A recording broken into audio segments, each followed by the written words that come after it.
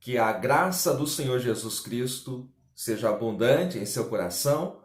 É com alegria, é com satisfação que nós estamos mais uma vez no nosso canal para trazermos aos professores, alunos da IBD, amantes das Escrituras, mais uma pré-aula da Escola Bíblica Dominical.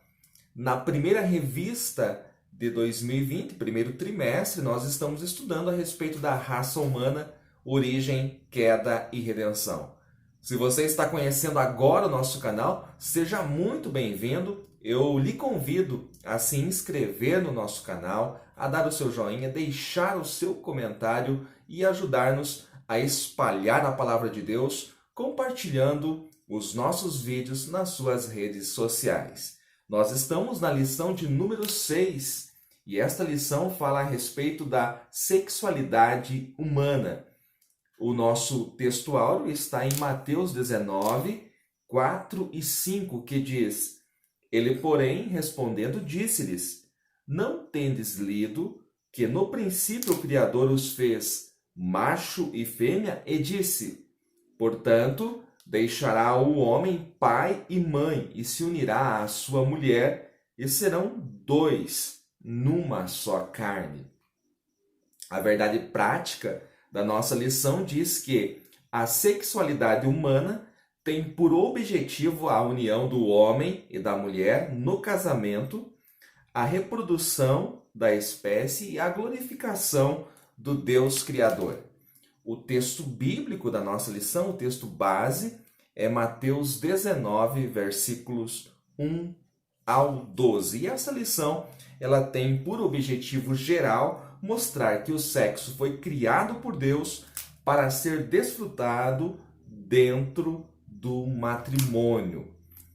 Para esta pré-aula, queridos, eu utilizei uma revista que nós estudamos no segundo trimestre de 2018, que é Valores Cristãos. Nós temos todos os vídeos gravados aqui no nosso canal deste tema que foi estudado no segundo trimestre de 2018 e teve lá uma lição que nós falamos a respeito deste tema. Então, eu tomei lá alguns comentários do pastor Douglas Batista, que é o comentarista, que foi o comentarista desta revista, e trouxe aqui para colaborar com a nossa aula. E esta primeira definição a respeito do que é o sexo, eu trouxe aqui desta revista do segundo trimestre de 2018. Qual a definição de sexo? A biologia define sexo como um conjunto de características orgânicas que diferenciam o macho da fêmea. O sexo de um organismo é definido pelos gametas que produzem. Olha só, gametas são células sexuais que permitem a reprodução dos seres vivos. Eu gosto sempre de repetir essas partes mais complexas. Então, o sexo de um organismo é definido pelos gametas que produzem. E o que são gametas? São células sexuais que permitem a reprodução dos seres vivos. Então, esta é a definição de sexo. Mas o tema da nossa aula é a sexualidade. Então, qual seria a definição de sexualidade? Sexualidade representa o conjunto de comportamentos, ações e práticas dos seres humanos que estão relacionadas com a busca da satisfação do apetite sexual. Então, essa seria a melhor definição para sexualidade, o conjunto de comportamentos, ações e práticas dos seres humanos que estão relacionadas com a busca da satisfação e do apetite sexual. Então, num primeiro momento, é muito importante que você leve para a sua classe esta definição do que é sexo e o que é sexualidade. Professor, você falou muito rápido, então você volta o vídeo um pouquinho aí, uns minutinhos, 2 minutinhos, ouve novamente e anota aí esta definição. Fatos, alguns fatos importantes. Primeiro, Deus criou o sexo, não foi o diabo. Eu coloquei isso no meu esboço porque há uma necessidade de deixar isto bem claro. Todas as coisas que Deus fez, está escrito no Gênesis, Deus viu que era bom. E o sexo foi criado por Deus.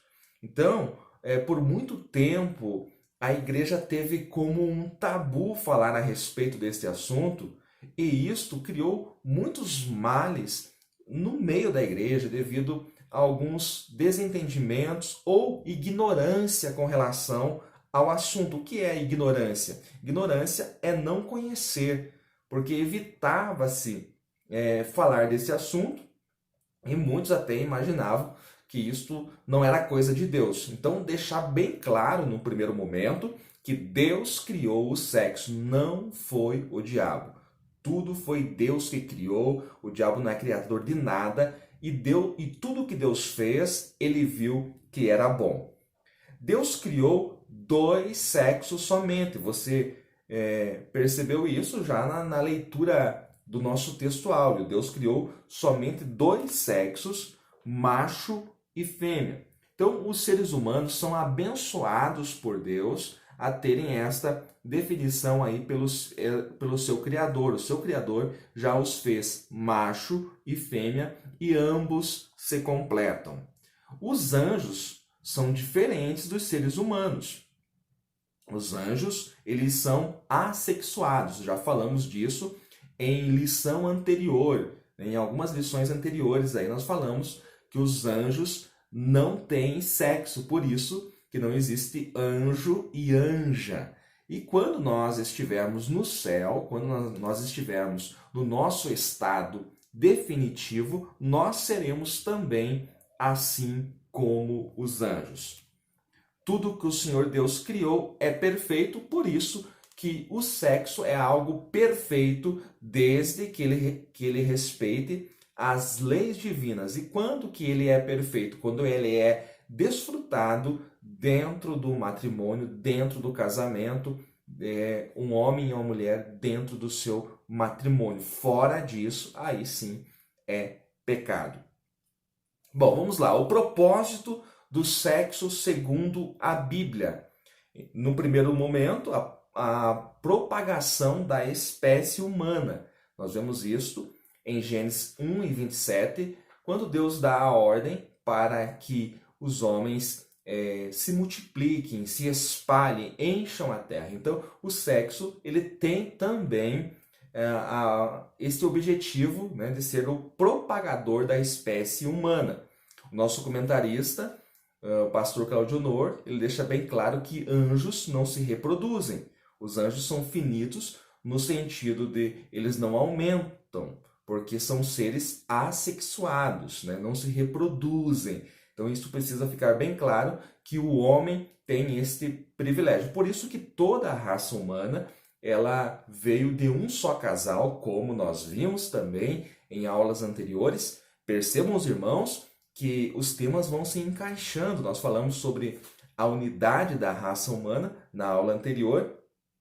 É que toda a humanidade, todas as raças, as etnias vieram de um só casal. Então o ser humano tem esta bênção sobre si de se reproduzir. Então, um dos propósitos do sexo é a propagação da espécie. Em segundo lugar, a satisfação e prazer conjugal. Tanto é que o livro de Cantares, ou Cântico de Salomão, exalta este aspecto. É claro que quando nós lemos, estudamos ou pregamos dentro do livro de Cantares, muitas vezes nós fazemos uma analogia entre Cristo e a igreja, porque realmente o modelo que Deus idealizou para os casais é o modelo, é o amor, é como se fosse o amor de Cristo pela igreja. O apóstolo Paulo, em Efésios capítulo 5, ele também faz esta comparação. Ele está falando a respeito de como os maridos devem amar as suas esposas e as esposas aos seus maridos, mas de repente ele muda rapidamente de assunto e fala da igreja, e fala do amor de Cristo pela igreja, que os maridos devem amar as suas esposas, se entregar por ela, assim como Cristo amou a igreja e se entregou por ela. Então, o livro de Cantares, apesar de nós fazermos em alguns momentos certas analogias, o livro de Cantares, originalmente, ele está falando do amor, deste amor entre o casal, entendeu? O amor eros, este amor que Salomão está descrevendo ali, visto que este é apenas um dos cânticos. Lembrando que o livro de Reis, um dos livros de Reis diz que Salomão escreveu 1005 cânticos, e ali não são 8 cânticos, porque essa divisão em capítulos é só nas nossas Bíblias. No texto original não tem divisão em capítulos. Então, este cântico que nas nossas Bíblias é apenas um dos cânticos de Salomão, dos 1005 cânticos que ele escreveu, e ele escreveu para aquela donzela que ele chama de Sulamita, a qual ele amava e muito. Então, o sexo, ele não é só para a propagação da espécie, ele é também para a satisfação e prazer conjugal, e isto é algo bíblico. Então, aqueles casais, os casais, eles precisam desfrutar desta bênção que o Senhor os concedeu. Indo para Hebreus 13:4, nós temos ali um versículo que todos conhecem.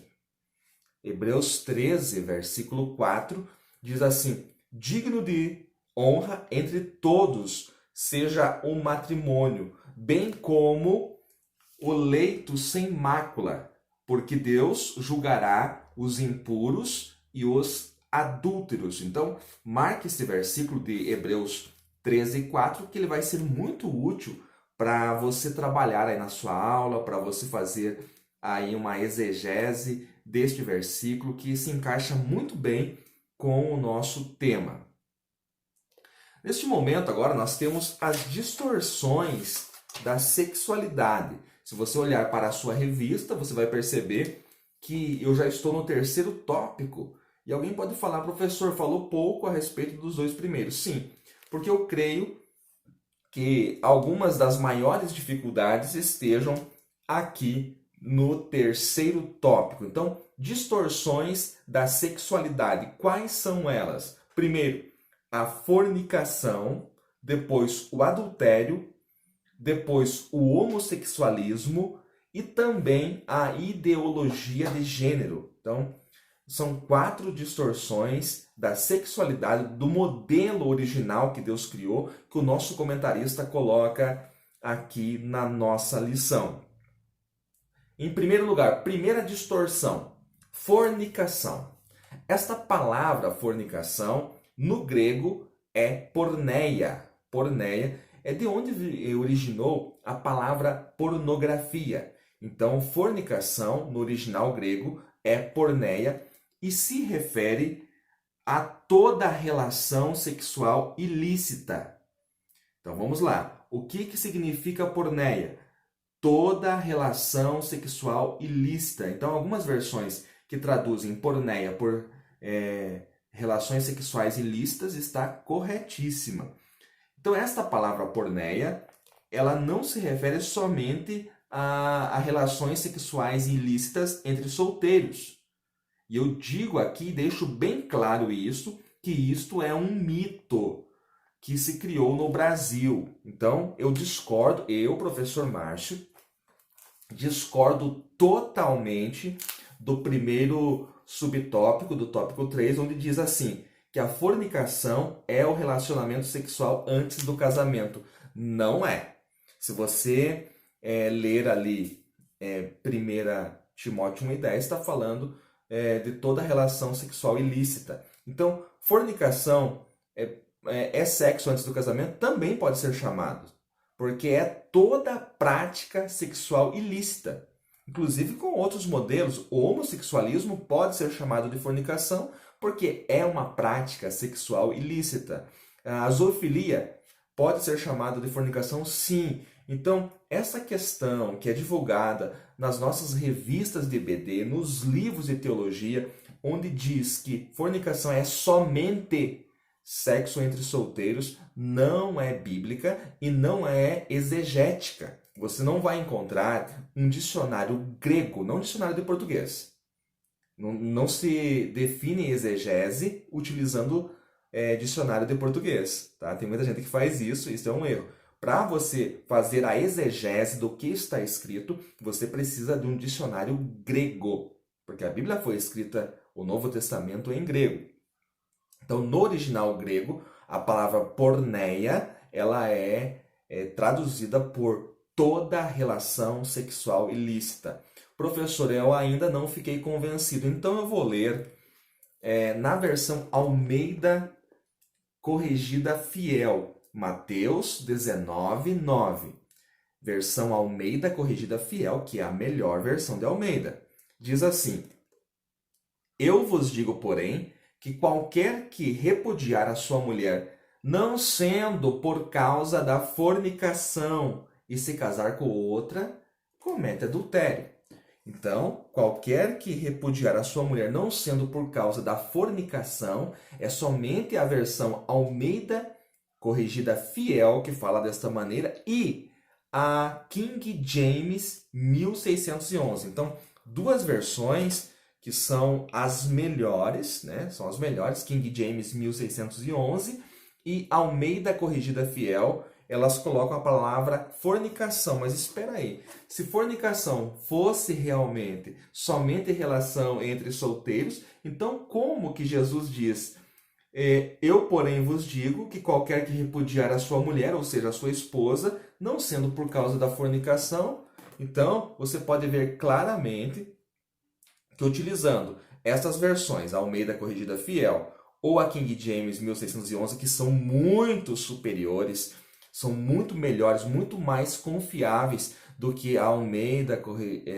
Revista Corrigida, que é utilizada pela CPAD, somente essa versão. Então eu sempre deixo bem claro para os meus alunos que eles precisam utilizar todas as versões para ter um entendimento melhor do texto. Então Jesus utiliza a palavra fornicação.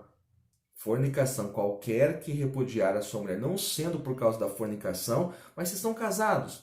É que a palavra fornicação é porneia, que é qualquer relação sexual ilícita. Que isto fique muito claro para todos. Nós temos outra distorção da sexualidade, que é o adultério. No grego, o adultério é moicheia. Moicheia, relação com a mulher ou o marido de outrem. Esta palavra também se relaciona com a idolatria. A palavra moicheia no Novo Testamento também se refere a adultério no sentido da idolatria, quando alguém deixa o Deus verdadeiro e vai ter relação com outro Deus. Então, no Antigo Testamento também a palavra adultério, ela se refere à idolatria. A idolatria também é um adultério, porque Israel tinha uma aliança com Deus, de repente Israel estava tendo relação com outros deuses, com Baal, por exemplo. Então isso era um adultério. Adultério é mudar o original, mas a palavra moicheia fala da relação sexual com a mulher ou com o marido de outrem. Então que isso fique bem claro aí para você e para a sua classe. Terceira distorção da sexualidade que está na nossa revista é o homossexualismo.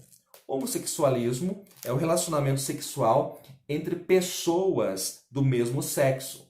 Esta prática é muito antiga. Tem muitas pessoas que pensam que homossexualismo, lesbianismo e outros nomes que se dão a essas práticas aí depravadas é algo recente.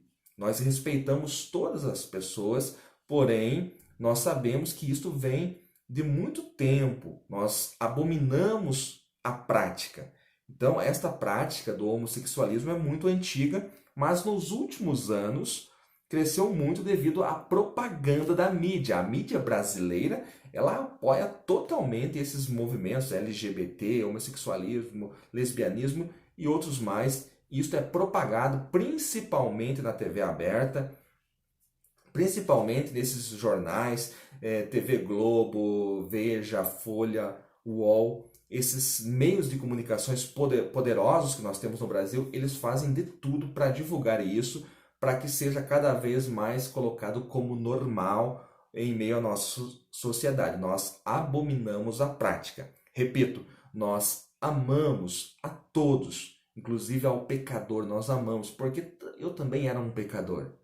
Cada um de nós praticavam diferentes pecados, diferentes áreas. E nós amamos a todos, assim como o Senhor Jesus ama a todos e quer que eles sejam livres do mal, livres do pecado. Mas nós abominamos todas essas práticas depravadas, práticas sexuais ilícitas. E o homossexualismo ele é condenado nas Escrituras. Então, não são palavras aqui do professor Márcio, e sim palavras da Bíblia.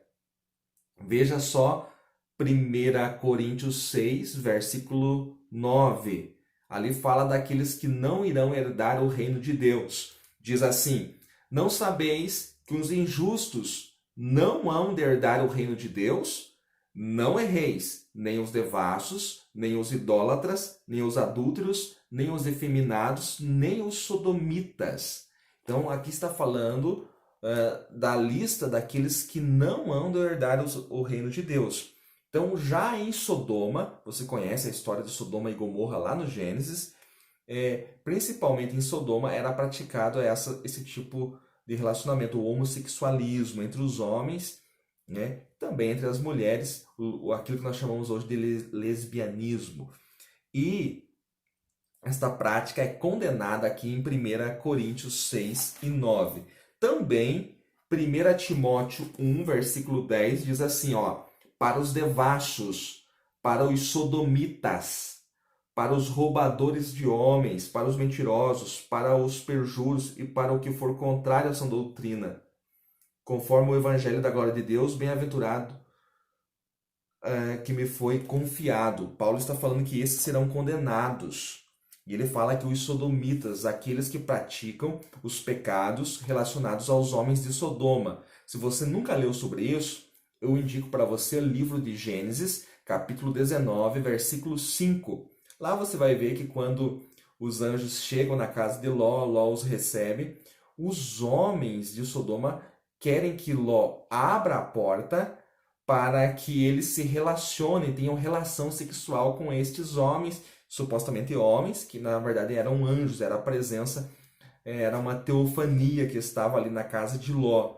Mas eles dizem assim, traze-os para fora para que os conheçamos. Esse conheçamos aqui significa ter relações sexuais. Então quer dizer que os homens de Sodoma eram totalmente depravados, praticando aí o homossexualismo, que é condenado nas Escrituras. A quarta distorção da sexualidade é a ideologia de gênero. É uma crença, o que é a ideologia de gênero? É uma crença, não é ciência, não é ciência. É uma crença que os sexos masculino e feminino é uma construção social e cultural. Olha só. A ideologia de gênero prega a ausência de sexo, ignora a ciência e rouba a identidade do ser. A ideologia de gênero, ela foi primeiramente propagada por John Locke. Quem é John Locke, professor? Foi um filósofo inglês do século XVII, pai do liberalismo, e ele disse que o ser humano, no seu nascimento, é uma tábula rasa, ou folha de papel em branco. Tudo, portanto, é fruto do meio. Então, o que John Locke dizia e que se adaptou depois para a ideologia de gênero é que quando a criança nasce, ela é uma folha em branco, prestes a ser escrita. Ela não tem sexo, é o meio que vai definir. Então, olha só o absurdo que nós chegamos hoje, e até no Brasil querem colocar essas ideias na mídia, nos meios de comunicação, que a criança tem o direito, assim que ela começa a entender as coisas, de decidir. Então ninguém é menino ou menina, ninguém é do sexo masculino ou feminino, ninguém é macho ou fêmea. É o meio em que ela está inserida que vai influenciá-la. Então ela terá o direito de decidir quem ela ou ele é. Olha só que absurdo o que esse cidadão, esse filósofo inglês chamado John Locke já ensinava no século XVII, e isto deu origem ao que nós chamamos hoje de ideologia de gênero. Queridos, eu sei que é bastante informação, eu sei também que eu falo rápido aqui para o vídeo não ficar muito longo, mas eu espero que eu possa ter ajudado você, que você volte o vídeo, assista novamente e prepare aí uma belíssima aula, que Deus em Cristo te abençoe grandemente. Se não é inscrito no nosso canal, inscreva-se e divulgue este vídeo, queridos. Divulgue nos seus grupos de WhatsApp, divulgue no Facebook, no Instagram. Qual rede social você utilizar aí, Telegram, você me ajude divulgando o vídeo para que mais pessoas tenham acesso a esse conhecimento. Que Deus em Cristo abençoe grandemente em nome de Jesus.